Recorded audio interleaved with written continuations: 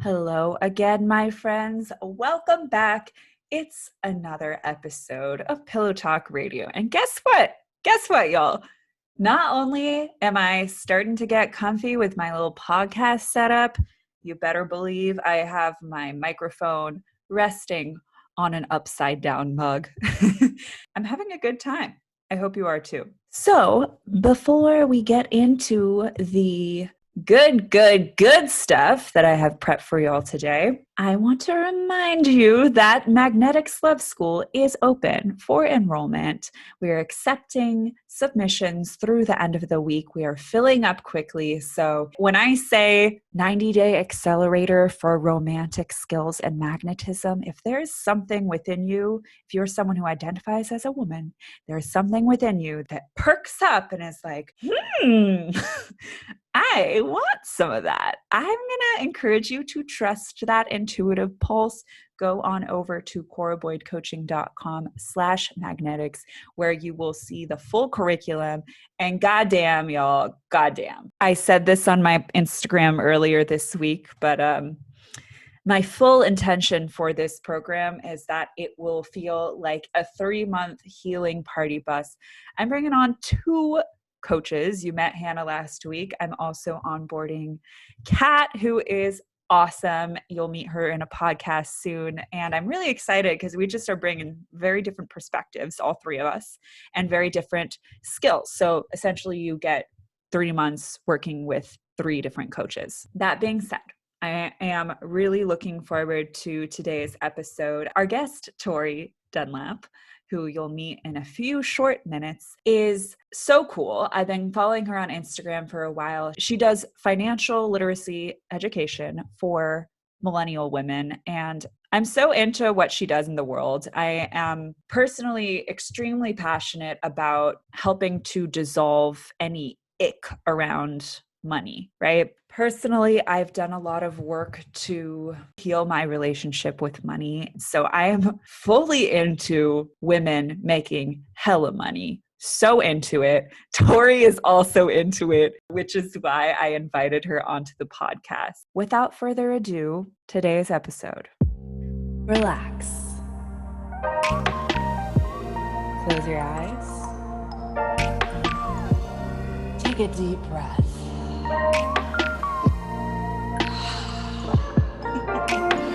Welcome to Pillow Talk Radio, the most delicious place to be.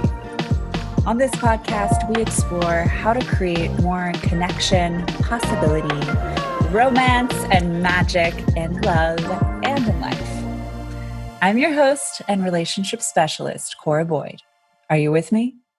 Okay. Tori Dunlap is here. She is a financial coach and educator for women and also in Seattle. So I always love meeting fellow entrepreneuresses in Seattle. So I'm so excited to connect. Welcome, Tori. Oh, I'm thrilled to be here. I mean, I can give a little bit about me. So Yeah. I am a financial speaker and coach. Basically, I believe my job on this earth is to fight for women's financial rights. I have taught over 50,000 women how to budget, save, invest, and negotiate and start their own businesses. My work has been featured on Good Morning America, the New York Times, CNBC, Forbes, a bunch of others. And I believe we don't have any sort of equality until we have financial equality. And so that's what I do in my work. And it's something that I absolutely love to do. And I can see the payoff of, which is really, really cool. Yeah, pun intended, I'm sure. Oh, yeah, that was a good one. I didn't even realize that was completely actually not intended, but it was great. It's just oozes out of you. That's awesome. So I've been following you on Instagram for maybe a year, I think. And what I love about what you do is you somehow manage to make financial literacy feel like sexy and appealing for young women. Thank you. I feel like so much of why I think financial literacy for a lot of young women feel like, oh, that's not for me, because it's just like the way that it's packaged, it's so stuffy and like, oh, I'm going to get into it. It's the patriarchy. Old straight white men continue to stay old, straight, and rich, right? If they don't make the information accessible, right? So if they continue to make it dull and unobtainable and confusing, and if they continue to tell you that talking about money is taboo or gauche or impolite or unbecoming, then you won't do it, right? And that's the biggest thing that I try to advocate for is talking about money, having a financial education. That is your best form of protest. That is your best form of fighting the patriarchy, because money gives you options. You get to leave a toxic situation. You get to start your own business, donate to causes you believe in, retire early. You have so many more options when you have the financial stability. And so the narrative that talking about money is taboo, or that, it's confusing or unsexy, these are the things that old, straight, rich white guys continue to perpetuate, because it keeps them in the status quo. It keeps them powerful, and it keeps all of us from gaining power. Yeah, it's like that inherited narrative of let's not talk about the most important things to talk about, money and sex and politics. We're more likely to talk about all of those things before money statistically. We're more likely to talk about sex, about death, about politics, about religion, about all of the other things that are quote unquote taboo. We will talk about any of those actually before we'll talk about money statistically. As women, and it's any marginalized group, people of color, people who are disabled, LGBTQ folks, all of these communities, having a better financial education means that you will have more resources and more power. And the more, again, we continue to not talk about it, the more the patriarchy benefits. I did not know that it was the least likely thing, the last frontier, if you will. Why do you think that is? Because it is like the most direct, closest link to power? I think so. I think if you didn't grow up with money, it's something that is either completely unobtainable or you think it's just kind of gross, right? And I think I've talked to a lot of clients who grew up poor or grew up in, low income communities. And I mean, I don't blame them. There was kind of this narrative or this outlook that, rich people are like a different breed of people, and that being rich or having money is inherently wrong or bad. And that's something I try to do in my work too, is that having money is not a bad thing. What you do with it could be a bad thing, right? But inherently having money or money in and of itself is not a bad thing. Yeah. Especially if it means that it gives you options and gives you financial stability and allows you to take a breath. It's just the narrative of, money is evil that gets spread around a lot. And I get it. It's just not a helpful narrative. Right, definitely. And the narrative that rich people exploit. It really prevents you from creating a friendly relationship with money if we adhere to that narrative, because then it's like, okay, well, if rich people are bad, I start to make money. Does that mean I'm bad? There's so much to untangle. And I feel like part of why money is so charged to it it's cultural too. Even you were describing just like different kind of socioeconomic backgrounds and like what narratives circulate within different cultures and different kind of subsets of society. And then also how tied in with worthiness it is. Because that's all it is, really. It's just like, I believe my time is valuable. I'm going to charge X amount, right? You demand eventually that people see that worth too. So that's the other thing, right? Is like, you can deem yourself worthy and charge what you're worth. While at the same time, society has to agree with you, basically, or they have to start understanding too. So we're in the middle of recording this during like the Black Lives Matter resurgence. And I can't speak for a Black woman's experience, but from, folks I've talked to or clients that I have, there's a difference between asking for what they're worth as, a Black woman or a person of color, and then actually getting it. So the two things that I'm really trying to do with my work is not only give you personal finance guidance and advice, so teaching you how to budget, how to negotiate, how to save, how to invest, but also trying to change the very system that we operate in. Because I think the personal finance experts of like my dad's generation, the Dave Ramseys, the Susie Orman, a lot of their advice is shaming and judgmental. And Dave Ramsey, frankly, is a misogynist, and we could go into that. It's also just one-dimensional, right? It's like how to budget, and that's it. I want to teach you how to budget, and I also want to teach you, or at least try to be an activist. So I don't want to just educate, but I also want to discuss why this system isn't working, and why there's $1 trillion of student debt, and why a pay gap's so large, and why do women not invest compared to men. And so these are the conversations we have to have, in addition to, how to not spend on bullshit, right? So I think you have to have both of those conversations. More and more we're having those, but this is still a relatively new thing. Yeah, absolutely. And I'm in the coaching world. I don't know of all that many young female financial coaches, or speakers or who are doing it in the way that you are. So kudos to you. I think it's so important. And it's such a juicy intersection of, so, I mean, we were talking about this before we hit record, but I was saying how when we talk about dating, we talk about everything because we're talking about interpersonal relationships, gender politics, et cetera. It's like same thing with money. When you start to play in the conversation of money, you have to talk about everything. Money affects everything and everybody, regardless of whether we like that or not. That's the reality. It's so inherently tied to money, everything. Dating, relationships, your job, obviously, you don't, if they wouldn't pay you, you wouldn't go. So everything isn't tied to money. And I think the same way with relationships. Yeah, absolutely. So what has your relationship with money been like? Have you always felt friendly with it? Is that something you've built up to? What does that look like? I was lucky enough to have a really great financial education from my parents. And so I grew up in a household that was very comfortable with money, where they were really financially responsible, and they passed that on to me. So I actually started my first business when I was 9 years old. I had vending machines, the kind where you put a quarter in, you get a handful of candy out. So I owned 15 of those by the time I graduated high school. All the profits went to my college fund. And then I later sold that business to a 10-year-old who also happens to be named Tori, because that's how this crazy world works. So that's so funny. It was so random. I actually have a photo right here on my desk of the day I sold the machines. Is it Tori and Tori? Can we see? Tori and Tori, and she looks like me. Look at this. Like, that's tiny Tori. So it almost looks like it totally looks like you have the same glasses frame. I know. So that's Tori and Tori on the day I sold my business. I graduated college knowing the business thing was rare, right? I knew that wasn't normal. But I thought, okay, everybody knows not to overspend on credit cards. Everybody knows to negotiate their salary and, contribute to a 401k. And of course, I realized that that's not the case. And it's especially not the case for women. And so we're at a severe disadvantage when it comes to a financial education.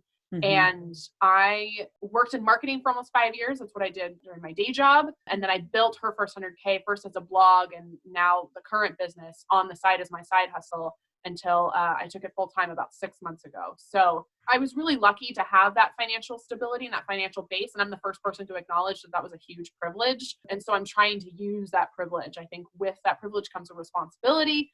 And that's why I do what I do, because I realized quickly that that's not the case for everybody, not even close.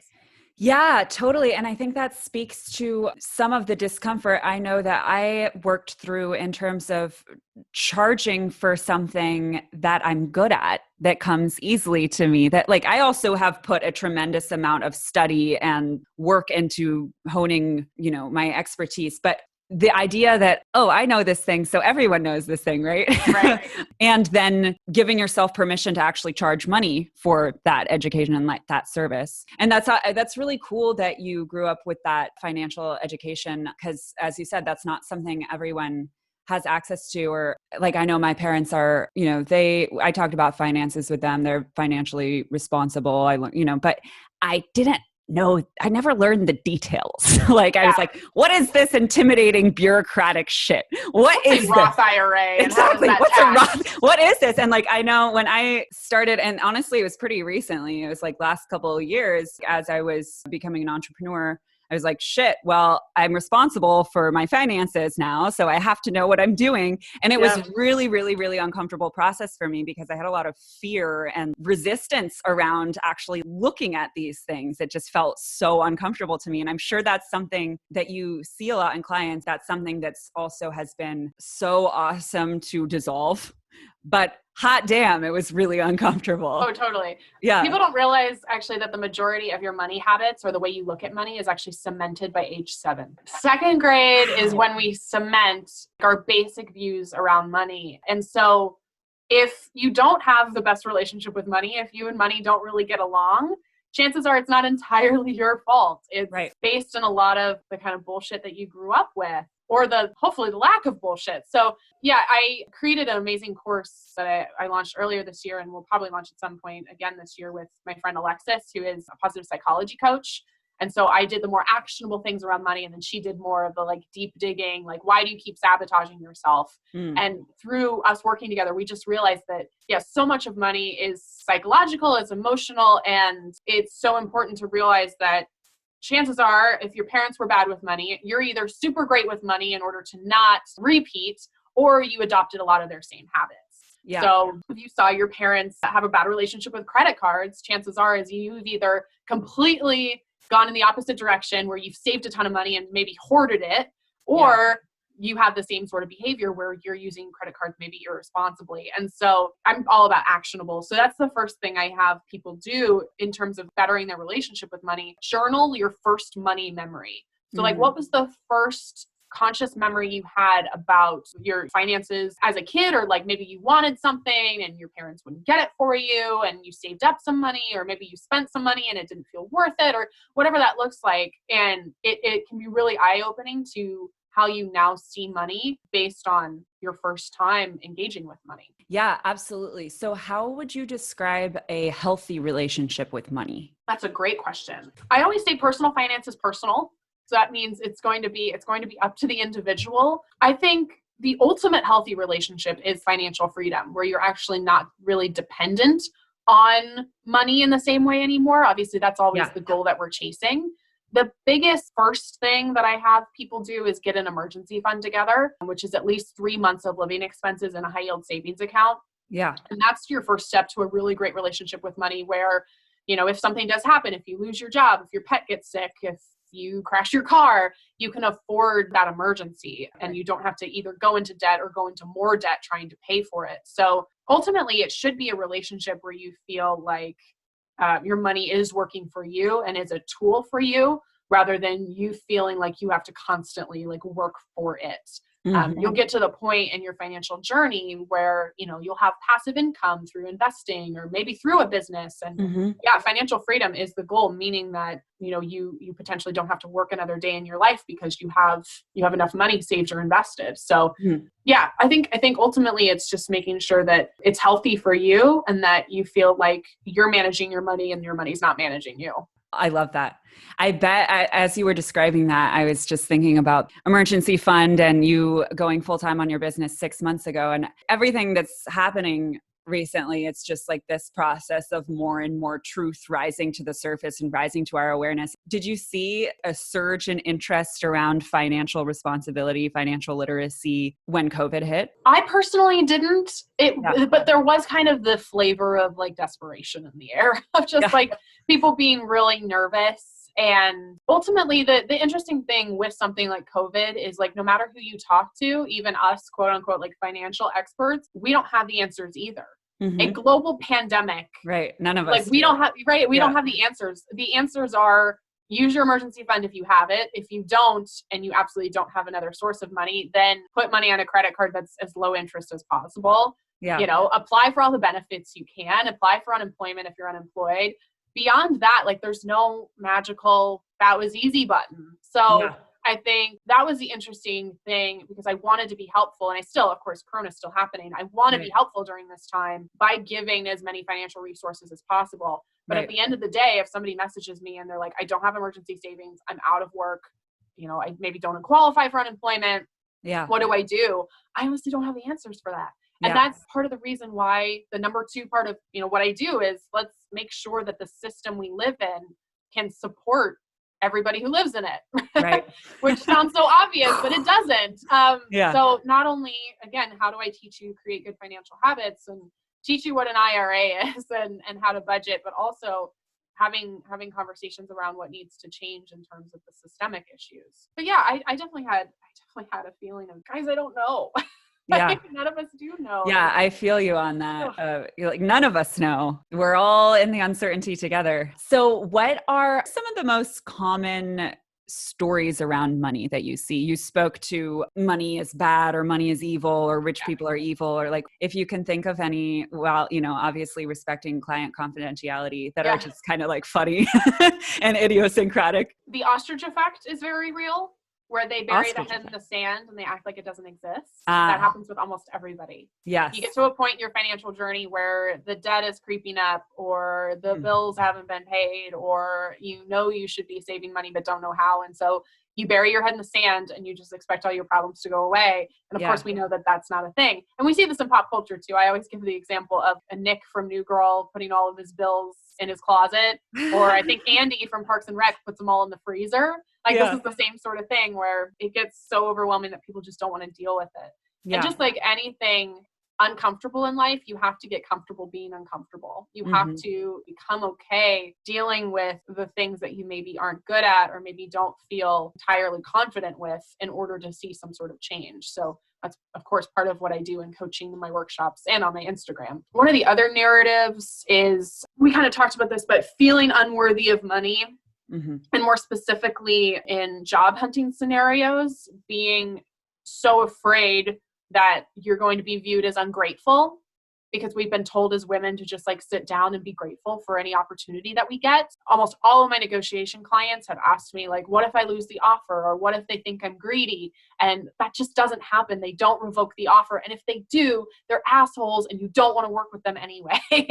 So I hear that a lot of, because again, society has told us to just kind of sit down and shut up and just take what's given to us without asking for more and just being grateful. We're really, really worried about pushing back. We're worried about being seen as unlikable or as asking for too much. And in reality, we're neither of those things. I hear that a lot. Oh, and my favorite is getting to the end of the month and wondering where the fuck all your money went.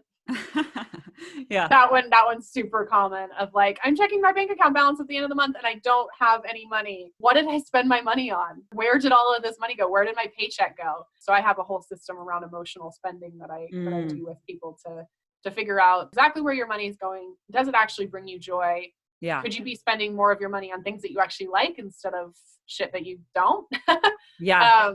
So yeah, that's one of my favorite things to figure out, because I'm a big believer in, you don't have to stop buying coffee. You don't have to stop buying avocado toast. You don't have to do that. I want you to have joy in your life. You just need to stop spending money on everything. Yeah. It's incredible. It really, in terms of what we value, you really see what you care about when you look at what you spend money on. And also, you know, in my work or like any kind of coaching work, some people are new to the idea of making investments in personal development. And it's like, right. What do you care about? Do you value this? Exactly. Those who pay attention. Exactly. Yeah. You literally make an investment in yourself, Yes. and that totally changes your energy. And like, it's so cool. My friend Alexis, who's a positive psychology coach, we talk about this all the time together. Yeah. If you get your brain on board, you will commit to it. And Yes. But part of doing that is like actually investing, whether that's time, energy, money. Throughout my life, I was very much a noodle. I was like, oh, I walk, therefore I'm healthy. I didn't work out. I didn't have a good relationship with fitness. I would like scoff at people who would say like, oh, I crave working out. I crave being sweaty. And I'm like, who are you? Go away. I don't want to hear from you. And so I figured out like, okay, I need to actually start getting in shape. And I was like, okay, I'll watch the free YouTube videos, or, oh, I'll go on a run. And I did neither of those things because no one was keeping me accountable. There weren't other people in the room with me. So I could watch 10 minutes of a YouTube video and then give up. And so as soon as I started paying, for me, bar classes are my big thing. So as soon as I started paying for bar classes, it completely changed my life. Like I go to bar now 3 to 4 times a week. Those who pay attention. Like I pay attention now to building strength in my body. And again, getting comfortable being uncomfortable. Like I hated it at first. It was awful. Yeah. But now I do crave it. I'm that person now.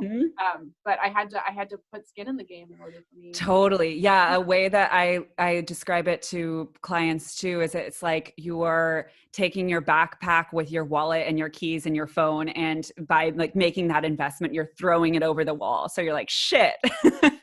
Now I have to climb over the wall. Oh, I love that. You're not going to make the investment and not show up and do the work. So I'm wondering, recognizing that money is so energetically connected to so much of our internal world, as you see clients start to feel more empowered with their finances and get those ducks in a row, what other areas of their life start to shift? Like everything, I imagine. Everything. This sounds like a sales pitch. It really is. As soon as you feel confident managing your money, everything changes. The number one anxiety in America for Americans is money. Yep. The number one thing, actually over, their marriage, over their job, literally the number one anxiety, or the anxietor, the stressor is money, and is people's relationship with their finances. And so for me personally, I can speak to like my own journey with money. As soon as I started managing my own money, I felt so much more confident in every area of my life. Yeah. Because I knew I was never going to have to ask somebody for money. I knew that, I could afford a 1-bedroom apartment in Seattle. And I didn't have to deal with roommates. And I come home every time just feeling like, oh my gosh, I pay the rent on this every month and no one else does. And that's a really amazing feeling.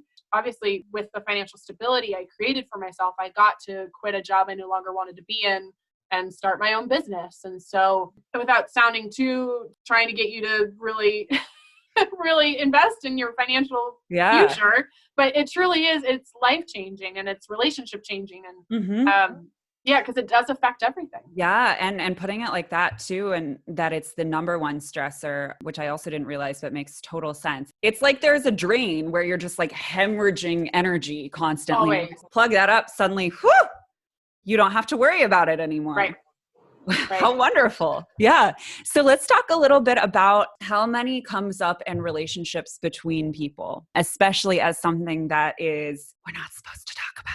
Yes. When it's very relevant within relationships. So let's start with friendship. What are some of the kind of blueprints or archetypes of how people move money around within relationships? I would say my first piece of advice when you're trying to figure out money with anybody, but especially friends, be transparent. Yeah. From the get-go. It might be an uncomfortable conversation first, but if you can just say like, hey, like who's paying for what? Like, or what, how do we want to split this? Or just asking that up front leads to way less stress in the long term. I give the example of my best friend and I went out for my birthday last year and we were doing this like 3-course ball out.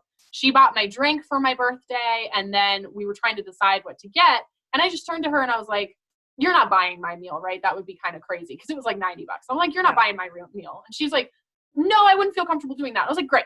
You know, it was a little bit of uncomfortable for a couple seconds, but then we could enjoy the rest of our evening knowing, okay, she was going to get hers, I was going to get mine. The other thing I hear a lot is friends going out to dinner or wanting to get together and then, inviting them out to a restaurant that they don't feel comfortable spending money on or that they can't afford, but feeling responsible to do that. The phrase, that's not in my budget right now, is chef's kiss. Like that is great phrase for people in your life. And it's not saying you are not important to me, right? It's just saying, hey, this thing's not in my budget right now. And you can tack it on with going out to dinner is not in my budget right now, but I'd be happy to get happy hour with you. Or happy hour is not in my budget right now, but I would love to go on a walk with you. Or I'd love to have you over for dinner. So saying that asserts your boundaries without being like, I don't want to spend time with you, you're terrible. Because I think people are worried that they'll take it personally. Or going to do the thing, spending the money, and then feeling resentful. And then then that pattern of behavior continues, right? Because in our heads, if I invite you out to brunch and you come once, oh, you'll probably want to come to brunch again, right? So then it's that feeling where you might not feel comfortable saying no because this is now an expectation. Or like, again, happy hour, maybe every week you go to happy hour on Fridays and maybe you get to the point where you don't want to spend money on that or that is out of your budget. You can say, it's a full sentence to say that's not in my budget right now without having to apologize or without lying or making it weird. That's my biggest tip when it comes to managing money with your friends is being transparent and asserting boundaries in a polite, respectful way. So what about if you suspect that you have a higher salary than friends around you? Like what are some ways to be cognizant or respectful and sensitive to that without patronizing? Again, just offering respect and transparency there of, hey, I want to go do this thing. It costs X. Would you like to do it with me? Not saying like, can you afford it? Just like, would you like to do it with me? And giving them an out, or maybe giving 2 options. Hey, we can go to this dinner that's going to cost this amount, or we can go to this dinner that's going to cost this amount, or we can do your option. What would you like to do? And putting that ball in their court can be really, really helpful. Yeah, that's a great way to put it. Of just, again, like being transparent about this activity costs this amount, et cetera, and like allowing people to opt in or giving this space for them to suggest something different. Awesome. So what about dating? This is a conversation I've gauged with many different groups around how money moves and dating and like what it symbolizes within dating. And like, obviously there's kind of like how money moves in the courtship phase and then how that dynamic often shifts as we get into an established relationship and it's more of a long-term thing. What comes up? You got a good giggle out of you. So I'm curious. It's another personal finance is personal. You have to kind of figure it out for yourself. I don't think there is a hard and fast rule when it comes to like who's paying for the first date. As a woman, I will always offer to pay, and you should expect to pay. If you're in a heteronormative relationship and the man chooses to pay, I personally don't have an issue with that unless they're paying for everything, because that's just not fair. Mm-hmm. It's not equitable in my head. So typically, at least in my own relationships, if they buy a drink, I will buy the next one. And it's kind of a back and forth for my own relationships. After doing the dating thing, I'm now in a longer term relationship. He and I have been together for about half a year. And so now we're in the phase where the transparency thing again is like key of, hey, if we're going on a trip, who's paying for what? Or, you know, what does that look like? And I also make more than he does. Yeah. So that's a conversation that we're having too, where because I'm so financially honest with everybody, he actually knows like what my net worth is. Yeah. He knows what I make in a year roughly. He knows my total financial value in that way. And so I kind of demand that of my relationships, not just romantic, but like friendships. Like if you are friends with me, we're talking about money. We're planning a trip for my birthday next month. And that's not a conversation we've had yet, but we will have to have of like, hey, if we get an Airbnb, are we splitting it? What does that look like? What would you feel comfortable with? What would I feel comfortable with? And then figuring out, again, what's out of budget. Is a $200 Airbnb too expensive? What does that look like? So transparency for me is always key. Even if it is an awkward conversation, it's always better to have it up front. Yeah, exactly. And I feel like within partnerships, it may be more of the flow or the dynamic of I'll pick up this thing, you pick up that thing. And like we can all within relationships decide how both parties feel comfortable. And what I say to clients a lot too is what matters is that it feels equitable. It matters less if it's exactly like equal dollar amounts. It's like what feels equitable. And so much of it is just like the gestures too, is particularly if there's a salary discrepancy, you know, maybe both parties feel comfortable with someone paying for most of things if they make a lot more money. And it's how is the other person making those gestures or picking up things here and there. It's the energy of it. It's the reciprocity. It's equitable. Doesn't have to be dollar amount equal necessarily. And it's different in different relationships. I know I can tell like when you're saying, oh yeah, personal finances, it's personal. Relationships is the most personal area of life. So I get questions like that a lot too. And I'm like, well, it really depends. It's like, you can do whatever the fuck you want. You just have to be on the same page about it.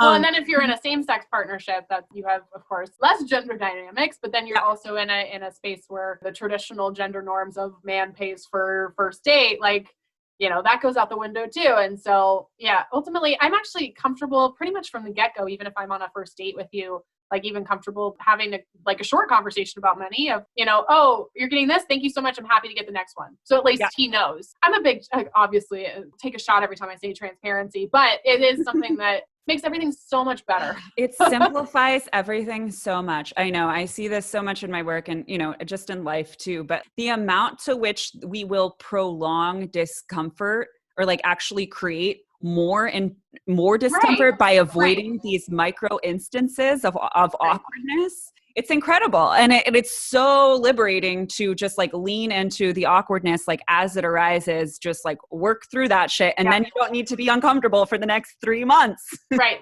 And I can tell you as someone who does respect when somebody, you know, has at least a good understanding of money or at least feels confident in it, them asserting themselves and them being transparent actually does wonders in terms of my attractiveness to them, right? Like if they feel comfortable having those conversations, it's like, oh, he knows how to communicate. Like that's a great thing. And I know from my partner now, that was a big thing of one of the reasons he was attracted to me is I was so confident. I was able to assert myself. I was able to have potentially sticky conversations. And that was like, oh, okay. Like she has her shit together, you know? And I think, so if it helps you at all from a mindset standpoint, and, you know, because dates are kind of performances, at least in the beginning, right? Absolutely. You're performing the best part of yourself. Perform confidence. Like perform you being transparent around money. And I think that'll actually go a long way in terms of a good first date or second date. It's also how we create new beliefs about ourselves. The same way that we infer things about other people, we start to be like, oh, I guess I'm comfortable talking about money. Look at me talking about money everywhere. Right. So you're like, I like this part of me. Yeah, that's kind of fun. It's also like a little rebellious because I'm not supposed to be doing this. Is there any situation in which you would feel that it is inappropriate to talk about money? I would say for most things, as long as you do it right, I think you're okay. Yeah. Obviously, if you're at a funeral, bringing up You'd be somebody's like, net so worth how and much is in the will? Exactly. That's probably not tactful. Right. So it is like situational. There's not a lot of money things I won't talk about. Part of my story is I saved $100,000 at age 25. Yeah. And that's kind of where her first 100K came from. And so, yeah, actually pretty much anybody who follows me on Instagram knows roughly what my net worth is, you know? I don't really feel that's so uncomfortable talking about money in that way. Yeah. I think it is, it is about tact and situation, just like anything else. Like, don't be disrespectful, but I'd rather lean on the side of more transparency than not enough. Yeah, absolutely. Do you find that people are triggered by your work? Yes. Yes. Yeah. Yeah. Yeah. There's a whole bunch of people who don't like what I do. Yeah. I mean, again, it's the old straight white guys. I call them Steves. Steves are like the financial advisors who like don't really get it, or like That's love hilarious. all the My love to my CPA dad. is actually named Steve. Isn't it? The amount of people who wonderful. actually told me, like, yeah, my accountant, my financial advisor is named Steve. Yeah, I think one of the first pieces of my story, I was featured on Market Watch in like March of 2019. For those of you who don't know, Market Watch, it's a financial publication, but it's more geared towards the stock market, investing. So you can imagine readership tends to skew older, white, and male. And so my story, of course, is all about, you know, at that time, my journey to save 100K and how I was helping other women do the same. And the majority of the comment section was like, why does she need to make this a gender issue? Why can't she just talk about money? As soon as she said white privilege and cisgender, like, she lost me. And so, yeah, I piss a lot of those people off. And especially right now, I'm really trying to be cognizant of creating material that uplifts Black voices, that talks about the wealth disparity between white families and Black families, that is discussing white privilege and how I myself have a ton of privileges and I'm the first to acknowledge those, and how I can continue to do better. And the majority of my community, because they follow me, they tend to like the content I put out. But the people who are finding me, some of the people that are finding me for the first time, are not a fan of the content I put out.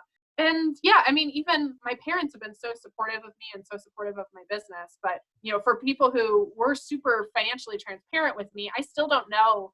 Like, I don't know their net worth. I don't know what my dad makes in terms of a salary. I never have. And their feedback to me, especially early in my business, before I made the 100K thing my thing, they were like, do you really need to talk about your net worth, like, with everybody? Like, do you really, don't talk about your salary. Don't talk about these sorts of things. And I'm like, no, I'm talking about it. So yeah, I think liberating. It's like, as you're saying, like, just to be transparent in that way. And like, for people to know off the bat, it's like, what are you trying to conceal? What is there to conceal? Right.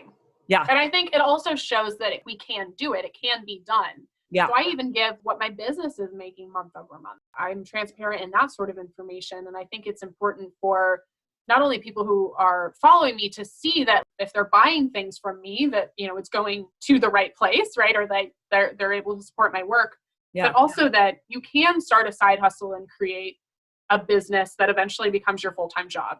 Like, you can do that. You can save an emergency fund to the point where, for me in 2018, I quit a toxic job I didn't want to be in anymore, and was able to do that because I had the emergency fund to back me up. So I think transparency in that way does give people the inspiration that they're like, okay, maybe I can't do exactly what she did, but it'll motivate me to write my own story that might be similar. If she can do it, I can do it too. Yeah. Yeah. Yeah. And part of that is I'm the first to acknowledge that privilege, there's a lot of privilege that I have. And so hopefully at least, again, it gets you inspired. I know that 100K by 25 is not doable for most people. Like, I know that, but the steps I took are doable. They might take you more time, or you might have certain obstacles that are different than mine, or maybe that I didn't even have. But hopefully, me at least talking about it and being transparent, again, you're like drunk off your heels right now if you're taking a shot every time we say transparent. But, hopefully, like, at least in seeing my story, you're like, okay, I could do something similar. Yeah. Awesome. So that feels like a great note to ask you our final question, which is, what do you wish more people understood? I mean, the broad answer, of course, is money, but that the reason you're quote unquote bad at money is not necessarily anything to do with you. It's the way you grew up, or it's the system you grew up in, or it's the community you grew up in. You're not bad with money. You're learning. And that mindset shift is huge. You're not bad with money. You're learning how to be better at money. Yeah. You know, if I'm learning how to play piano, I'm not going to tell myself I'm bad at piano. I'm going to tell myself I'm learning the piano, because that's encouraging, right? That's helpful. That keeps you motivated to keep going. We all are quote unquote bad with something when we're first learning, but that's the magic of it. So your personal finances have a lot to do with your actions and a lot to do with what you're choosing to do. They are also a lot broader than that. They're a lot about everything else that's going on around us. So don't blame yourself. There's so many resources out there for you to consume from every perspective, and also give yourself some slack. You're not bad with money. You're just learning. Yeah, absolutely. I think it's one of these areas of life where we feel like we should just know relationships too. It's like, they don't teach this shit in school. A lot of the messaging out there is actually really disempowering. So why would you expect yourself to be a complete whiz at something if you've never applied any energy and attention to it beforehand? Yeah. And I actually love that, because now that I'm thinking about relationships, I think about this constantly, but actually not in terms of how it's related to money.